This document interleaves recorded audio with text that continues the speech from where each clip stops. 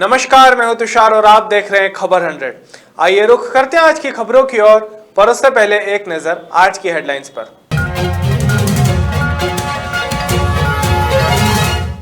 कांग्रेस विधायक दल की बैठक हुई संपन्न, उपचुनाव में मिली हार की हुई समीक्षा। रेलवे ने जारी किया GRPMP हेल्पलाइन ऐप, ट्रेन में सफर के दौरान परेशानी करने पर उपाय। एक पुलिसकर्मी हुआ धोखाधड़ी का शिकार, पैसे देकर भी पुलिसकर्मी को नहीं मिला प्लॉट। 3 कांग्रेसी नेता 6 साल के लिए हुए निष्कासित, पार्टी विरोधी गतिविधियों को दे रहे थे अंजाम।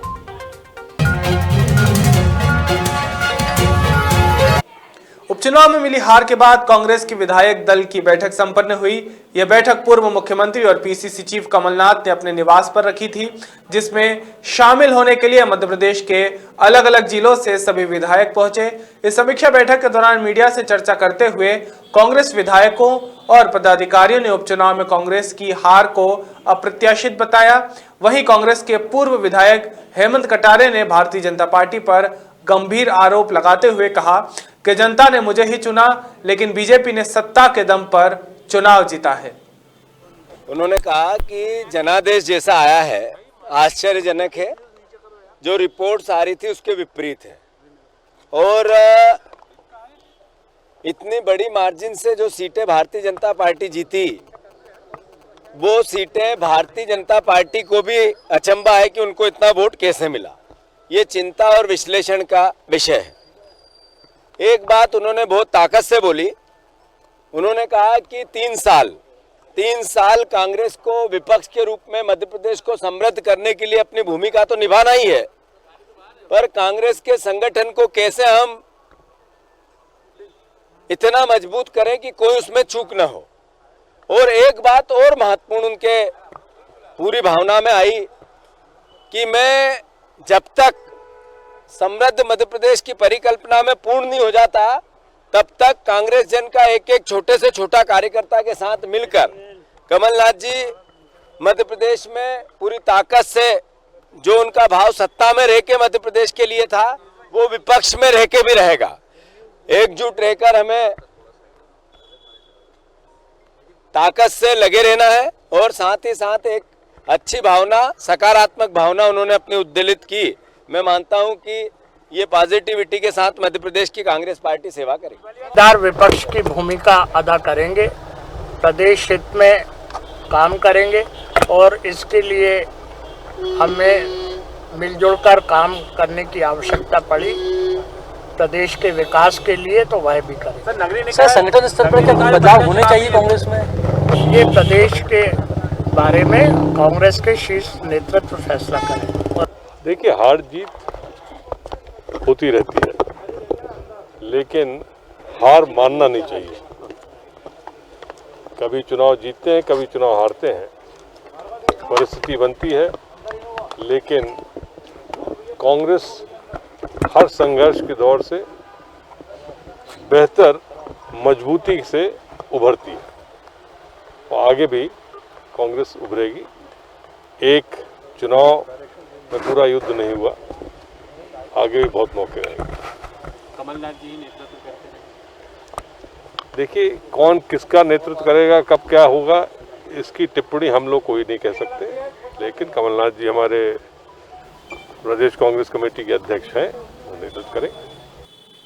गुरुवार को उच्च शिक्षा मंत्री मोहन यादव ने प्रेस कॉन्फ्रेंस कर उच्च शिक्षा विभाग के कार्यों के बारे में बताते हुए कहा कि विभाग लगातार शिक्षा के सुधार के लिए काम कर रहा है।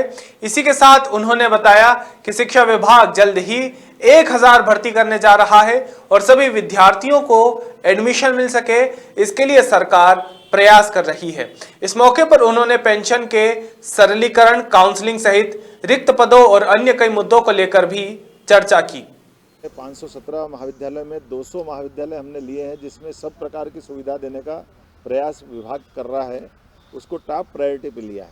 आने वाले 2 साल के अंदर 200 महाविद्यालय सभी प्रकार की सुविधा संपन्न होंगे, जिसके माध्यम से हम अपने खेल के मैदान, लेबोरेटरी, लाइब्रेरी, पूरा स्टाफ, सभी प्रकार के विषयों की समायोजन, इसी के साथ साथ जो हमारे अपने महाविद्यालय स्तर और स्नातकोत्तर स्तर के लगभग 9,208 ग्रंथपाल के प्राध्यापक, सहायक प्राध्यापकों सहित लगभग 10,000 विभिन्न प्रकार के प्राध्यापकों के जो पद खाली हैं उसमें 5% नई वैकेंसी हम निकालने जा रहे हैं। इसी प्रकार से सहायक और राजपत्रित स्तर के 7,413 स्वीकृत पद हैं। इसमें 3,434 पदोन्नति और सीधी भर्ती के वर्तमान में पद रिक्त हैं।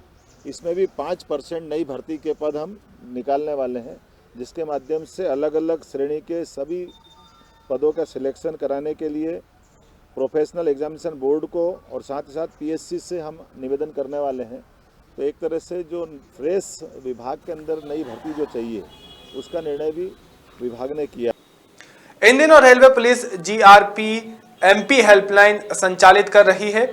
बता दें कि यह ऐप यात्रियों के लिए कारगर सिद्ध हो रहा है।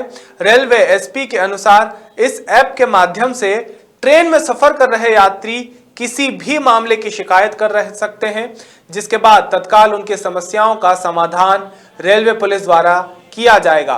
रेलवे एसपी किरण केरकट्टा की माने तो इस ऐप को आसानी से डाउनलोड किया जा सकता है। इसे यूज करते ही उक्त यात्री की जानकारी सीधे रेलवे के स्टेट कंट्रोल रूम को मिलती है, जिसके बाद परेशानी जानने के लिए कॉल आता है।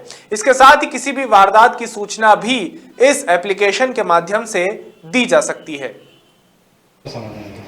जो जीआरपी हेल्प ऐप है वो प्ले स्टोर पर जाकर हम डाउनलोड कर सकते हैं और इसमें एक एसओएस बटन है, जिसके माध्यम से हम एसओएस बटन को दबाएंगे तो तत्काल ही वो उसकी सूचना हमारे जो जीआरपी हेल्पलाइन का जो हेडक्वार्टर भोपाल है वहाँ पर पहुँच जाएगा और संबंधित से भी बात करेंगे क्या प्रॉब्लम है। परंतु उस ऐप में हर तरह का प्रॉब्लम के लिए अलग अलग बटन्स हैं, अलग अलग निशान दिए गए हैं। जैसे कि इसको अगर कोई संपत्ति दिख रही है तो बता सकता है, कोई ऐसे व्यक्ति दिख रहा है जो कि इसको लगता है कि मतलब जिसकी शंका व्यक्त होता है तो वो कर सकते हैं, कोई सामान ऐसा पड़ा हुआ है तो कर सकता है। और यहाँ तक कि अगर उसको आरपीएफ और जीआरपी की कर्मचारी जो लाइन में वहाँ पर ड्यूटी रहते हैं उसकी शिकायत करना है तो वो शिकायत वो कर सकता है। तो सब सुविधाएँ दी गई हैं और अभी अगस्त से लेकर के अभी तक में लगभग 2,500 लोगों को हमने इस ऐप को डाउनलोड करवाया है और हम लगातार प्रयास कर रहे हैं कि अधिक से अधिक लोग इस ऐप को डाउनलोड करें और अपनी सुविधाएं जो हो रही है, जो सुरक्षा के संबंध में या किसी तो वो उसमें जानकारी दे सकते हैं। तो अभी तक हमारे यहाँ पर एक भी शिकायत इसके संबंध में नहीं आई है, परंतु हम पूरा इसका प्रचार प्रसार कर रहे हैं। जितने भी हमारे गार्ड ड्यूटी में जो जाते हैं वो उसको यात्रियों से उसे डाउनलोड करने की गुजारिश करते हैं, इसको डाउनलोड कर लें। तो इसको लेकर सुवासरा विधानसभा में पार्टी विरोधी गतिविधियों के चलते 3 कांग्रेसी नेताओं को निष्कासित किया गया है। सुवासरा विधानसभा उपचुनाव में कांग्रेस के अधिकृत उम्मीदवार के खिलाफ कार्य करने और पार्टी विरोधी गतिविधियों के चलते मध्य प्रदेश कांग्रेस कमेटी के संगठन प्रभारी चंद प्रभाष शेखर ने जिला कांग्रेस कार्यालय अध्यक्ष संदीप वर्मा, जिला युवा कांग्रेस अध्यक्ष कर्मवीर सिंह भाटी और चेतन चौधरी को 6 साल के लिए निष्कासित कर दिया है और अनुशासन में रहकर कांग्रेस को मजबूत करने का संदेश दिया है।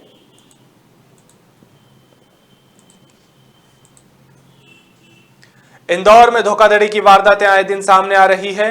हाल ही में एक पुलिसकर्मी को ही कॉलोनी नाइजरों ने धोखाधड़ी का शिकार बनाया है। ताजा जानकारी के अनुसार इंदौर राव पुलिस ने एक पुलिसकर्मी की शिकायत पर 3 कॉलोनी नाइजरों के खिलाफ धोखाधड़ी का मामला दर्ज किया है। बताया जा रहा है कि क्षेत्र में कॉलोनी कट रही है, जिसमें उक्त पुलिसकर्मी ने भी एक प्लॉट लिया है, जिसके 4 लाख रुपए भी वह जमा कर चुका है, लेकिन अभी तक पुलिसकर्मी को प्लॉट नहीं दिया गया है और परेशान भी किया जा रहा है। फिलहाल पुलिस ने मामले को संज्ञान में लेते हुए जांच शुरू की है। राऊ थाना क्षेत्र के अंतर्गत रंगवासा में कुछ कॉलोनी काटने को लेकर रूपलाल मुरे जो पुलिस विभाग में पदस्थ हैं उनके द्वारा लगभग 4,60,000 रुपये जमा किए गए थे। उसके बदले में प्लॉट लेने के लिए उन्होंने बुकिंग कराई थी, लेकिन राजलक्ष्मी वक्रतुंड प्राइवेट लिमिटेड जो वहाँ पर कॉलोनी काट रही थी उनके द्वारा पैसे जमा कराने के बाद भी आज दिनांक तक ना तो उनको कोई प्लॉट दिए गए ना तो उनके पैसे वापस किए गए हैं। पुलिस ने चूँकि शिकायत की थी मुरे द्वारा, तो शिकायत जांच में अपराध होना सिद्ध पाया गया है। तो वक्रतुंड जो कंपनी है उसके जो मालिक के गोयल, राजकुमार नेमा और राम बाबू नेमा, इनके विरुद्ध थाना राव में 420-406 का अपराध पंजीबद्ध किया गया है और प्रकरण विवेचना में लिया गया है। इंदौर में हत्याओं के मामले लगातार सामने आ रहे हैं। ताजा मामला सदर बाजार थाना क्षेत्र का है, जहां इमली बाजार कलाली के पास एक अज्ञात व्यक्ति का शव मिलने से सनसनी फैल गई। इस मामले की सूचना मिलते ही पुलिस मौके पर पहुंची और मामला दर्ज कर शव की शिनाख्त शुरू की। पुलिस ने जानकारी देते हुए बताया कि मृतक के चेहरे और सर पर गहरे घाव के निशान मिले हैं, जिसके चलते आशंका जताई जा रही है कि अज्ञात व्यक्ति का शराब पीने के बाद किसी से विवाद हुआ होगा, जिसमें उसकी मौत हो गई है। फिलहाल मृतक की शिनाख्त की जा रही है। ये जो लाश मिली है ये इमली बाजार चौराहे के पास में देसी शराब की दुकान है, जिसके साइड में मध्यवर्ती राज्य लघु उद्योग निगम है, तो उसके सामने गेट के सामने पड़ी हुई थी। मृतक अज्ञात पुरुष है, उम्र करीबन इसकी 40 वर्ष होगी, निवासी है। क्या पहना था शरीर पर कुछ? जैसे शरीर में इसके पेंट उतरा हुआ था, साइड में पड़ा हुआ था, और इसने अंदर इनर पहनी हुई थी और शर्ट पहना हुआ था। चोट के निशान? चोट के निशान इसके चेहरे और सिर पर गंभीर चोट के निशान है। बड़वानी पुलिस अधीक्षक निमिष अग्रवाल के निर्देशन में कोतवाली पुलिस ने कार्यवाही करते हुए शहर सहित राजघाट में दबिश देकर 8 किलो बारूद सहित सैकड़ों की संख्या में हिंगोट जब्त किया है, जिसमें कई हिंगोट खाली तो कई भरी पाई मिली है। पुलिस ने इस मामले में 5 आरोपियों को भी हिरासत में लिया है। फिलहाल पुलिस की कार्यवाही जारी है। एसपी श्री निमिष अग्रवाल सर के बिल्कुल स्पष्ट निर्देश है कि इस दीपावली पे किसी प्रकार के अवैध रूप से ना इसको हिंगोट बनेंगे ना चलेंगे, और उन्हीं के निर्देशों के पालन में जो है आज हमारी टीम ने लगातार 3 टीमें बनाई गई थी, जो टीम ने अलग अलग जगह दबिश दी। तो सबसे पहले रानीपुरा, फिर बाद में राजघाट और सुतार मोहल्ला, 3 जगह दबिश में कुल 5 आरोपियों को पकड़ा है, और अब तक उसमें जो है 8 किलो के करीब बारूद है और करीब 750 हिंगोट पूरे बारूद से भरे हुए हिंगोट है, और 1170 में करीब खाली हिंगोट है। इस प्रकार से इतनी सामग्री जब्त हुई है। इन 5 ही आरोपियों के खिलाफ जो है विस्फोटक अधिनियम के तहत अपराध पंजीबद्ध किया गया है, और इसमें अभी इस प्रकार की जो कार्रवाई है ये लगातार जारी रहेगी। शामगढ़ तहसील के गांव हताई में किसान जगदीश राठौर के कुएं में मगरमच्छ पाया गया, जिसके बाद किसान ने वन विभाग को इसकी जानकारी दी। जानकारी मिलते ही वन विभाग की टीम मौके पर पहुंची और ग्रामीणों की मदद से मगरमच्छ को कुएं से बाहर निकाला गया।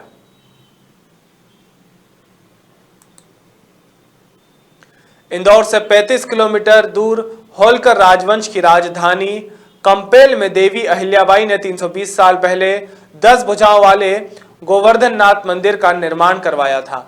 यहाँ भगवान श्री कृष्ण की अद्भुत प्रतिमा है, जो काले पाषाण से निर्मित है।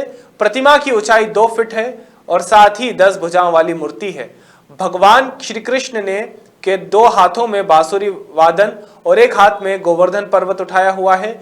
वहीं एक हाथ में शंख और एक हाथ में गदा और एक हाथ मस्तक पर है। इसके साथ ही एक हाथ में तिलांजलि और एक हाथ में भगवान श्री कृष्ण आशीर्वाद दे रहे हैं। भगवान श्री कृष्ण के समीप 6 गोपियां रासलीला कर रही है और दोनों ओर गाय अपने बछड़ों को दूध पिला रही है।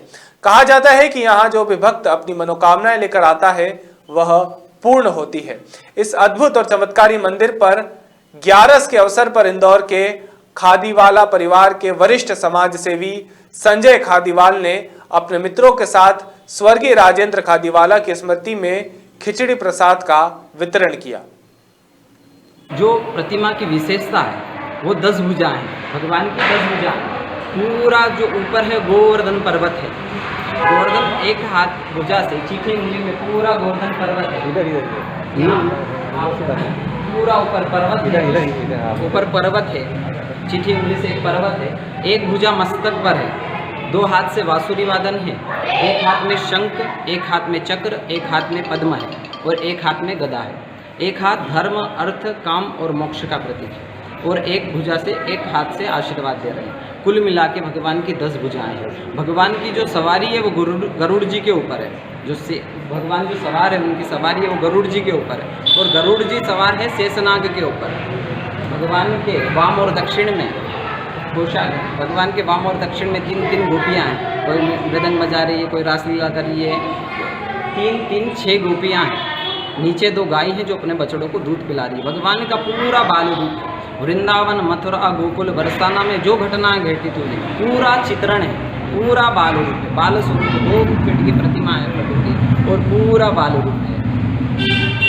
पास में द्वारकाधीश जी है, उनकी 4 भुजाएं हैं। द्वारकाधीश जी की एक हाथ में गदा है, एक हाथ में पद्म है, एक धर्म अर्थ काम मोक्ष का प्रतीक है, तो एक हाथ में शंख है। नीचे 2 द्वारपाल है और मध्य में अग्नि नारायण जी विराजमान है। देवी इस मूर्ति का बड़ा पूजन पाठ किया है, जीर्णोद्धार किया है और एक अपने आप में इस मूर्ति का दर्शन करने से ऐसा प्रतीक होता है कि जैसे हम साक्षात भगवान 4 भुजा नाथ। मैं भी 10 दिन से आ रहा हूँ, फिर मन में से विचार आया कि मेरे बड़े ब्रदर के हर 11 पे मैं कुछ ना कुछ करता हूँ। 11 सही नहीं थी तो आज हमने प्रसादी का यहाँ पे कार्यक्रम रखा है। तो मेरे बड़े भाई साहब है स्वर्गीय राजन खाती वाला उनकी स्मृति है।